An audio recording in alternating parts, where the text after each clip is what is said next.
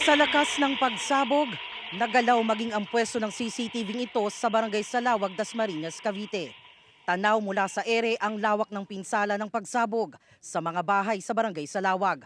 Ang pagsabog lumalabas nangyari sa bahay na nagsisilbi umanong refilling station ng mga LPG tank bandang alas 9 ng umaga.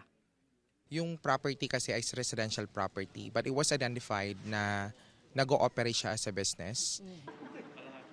Dalawa ang nasawi sa pagsabog pero kinikilala pa. Nakarecover ang mga otoridad ng ilang bahagi ng kanilang labi.